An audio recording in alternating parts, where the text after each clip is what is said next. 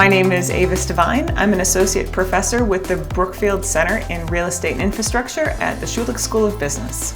My most recent study was in conjunction with Jim Clayton, also from the Brookfield Center, as well as Rogier Holtermans, and we worked alongside BentallGreenOak as a fantastic supporter and data provider, as well as receiving funding from the Real Estate Research Institute in the US and the Lawrence Berkeley National Laboratory under the Department of Energy in the US. This study digs into the environmental interventions undertaken in office buildings across the US and Canada inside the BentallGreenOak portfolio and explores different environmental interventions made into those buildings to see what kind of impact they can have on both savings in dollars and carbon footprint.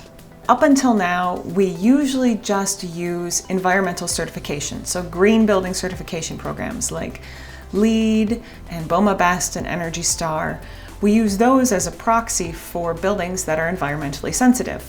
But the reality is, at this point, the thought leaders within the real estate field are moving past that alone is not enough anymore, that we need to broaden our definition of our environmental interventions. So in addition to certification, which we certainly measure, we also measure another what we term hard intervention, which is those related to engineering and building mechanics. And that is looking at environmentally focused capital expenditures, or CapEx. We also look at what we deem soft interventions, or more behavioral.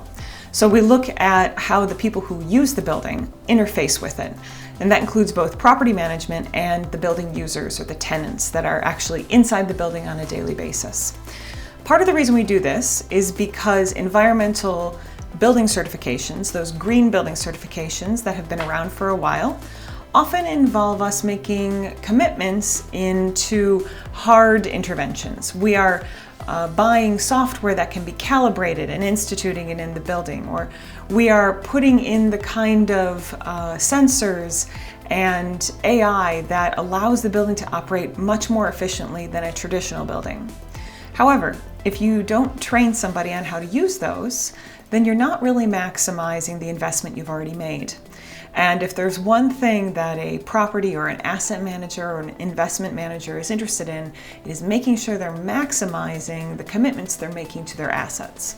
I consider this to be a really informative and important part of my role as faculty because we come from a very applied industry within the Brookfield Center in Real Estate and Infrastructure. This study that I spoke to you about today, I have already presented to my students both this year and last year in a class I co-teach on sustainable cities. So they're getting to hear cutting-edge research live as it's happening, and then take that information with them when they become alums and go out and join the rest of the industry.